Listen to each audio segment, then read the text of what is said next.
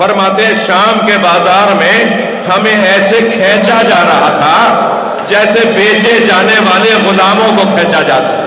فرمایا ہمیں وہاں کھڑا کیا گیا جہاں بیچے جانے والے غلاموں کو کھڑا کیا جاتا ہے. اب جو جملہ سنانے جا رہا ہوں اللہ کرے بیان کر پاؤں. فرماتے ہیں وہ منظر میرے ذہن سے نہیں نکلتا کہ دربار شام میں بیٹھے کرسی پر بیٹھے ہوئے ایک شخص نے میری بہن سکینہ کی طرف اشارہ کیا. بچی مجھ سے لپٹ گئی. بھیا ہم نے یہ تو سنا تھا کہ اسیر بنائے جائیں گے, یہ نہیں سنا تھا کہ کنیزی میں بھی مانگے جائے. اجرکم اللہ.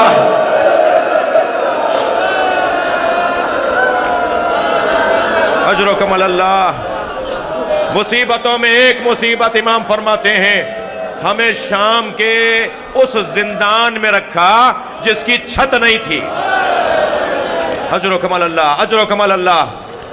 ایسے زندان میں, ایسے خرابے میں رکھا جس کی چھت نہیں تھی. دن میں دھوپ پڑتی تھی, رات میں اوس پڑتی تھی. بیویوں کے چہرے بدلتے چلے گئے. میری پھوپھی ضعیف ہوتی چلی گئی. اجرکم اللہ. اور پھر فرماتے ہیں شام کی ایک بڑی مصیبت بھی سن لو, شام کے زندان کی ایک بڑی مصیبت بھی سن لو. میری بہن سوتے سوتے اٹھی, بابا بابا. پھوپھی اماں بابا آئے تھے.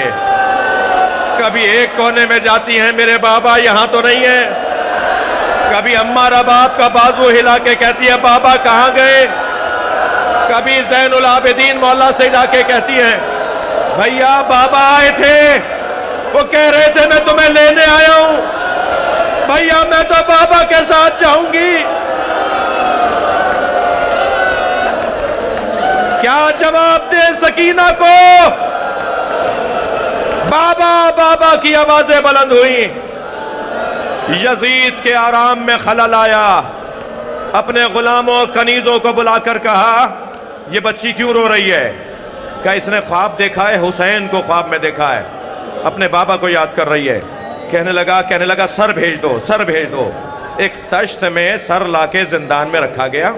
جب رومال ہٹایا گیا نا تو جناب سکینہ نے پہلے تو غور سے دیکھا اور پھر غور سے دیکھ کر کہا بھیا یہ کس کا سر ہے؟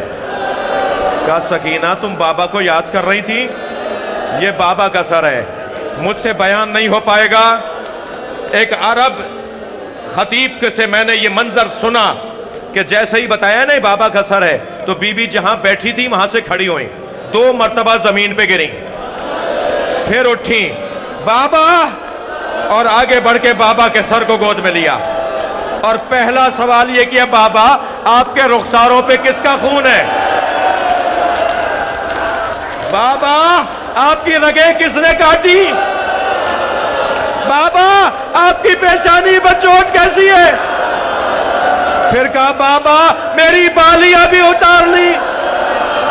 بابا مجھے تماچے مارے. بچی بابا بابا کہتی کہتی خاموش ہو گئی. بابا کے منہ پہ منہ رکھ دیا. امام سجاد آگے بڑھے, آواز دی پھوپھی اماں زینب, اماں رباب کو سنبھالو. آواز آئی انا للہ.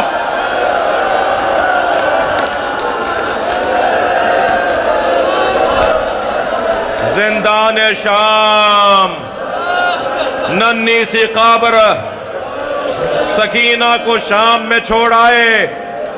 عزاداروں میرا دل کہہ رہا ہے کہ آپ سے کہوں کہ اس بی بی کو بھی سلام کرے جس نے اپنی دونوں کمائیاں امام حسین کے حوالے کر دیں.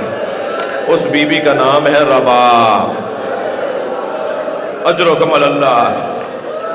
عزاداروں میں نے ایک جملہ کہا, پھر آپ سے چاہوں گا کہ اپنے ذہنوں کو ذرا شام لے آئیے. جلتے ہوئے خیمے سے امام سجاد کو لانا کتنا مشکل تھا کوئی جناب زینب سے پوچھے. اس سے زیادہ مشکل تھا قبر سکینہ سے بی بی رباب کو اٹھانا. بی بی کو لے کر آتے تھے, بی بی پھر چلی جاتی. بی بی کو لے کر آتے تھے, بی بی پھر چلی جاتی. جب جناب زینب نے کہا نا بھابھی قافلہ تیار ہے، تو فرمایا زینب میرا مدینے میں کون ہے؟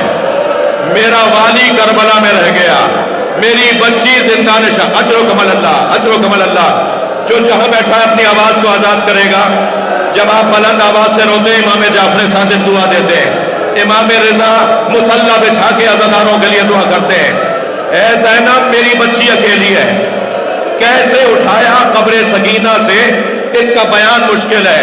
جب محمل میں لے کر آئے نا، بی بی محمل میں آ کے بیٹھی، امام سجاد نے فرمایا اماں محمل میں آ جائیے، حکم امام پا کر محمل میں آئی۔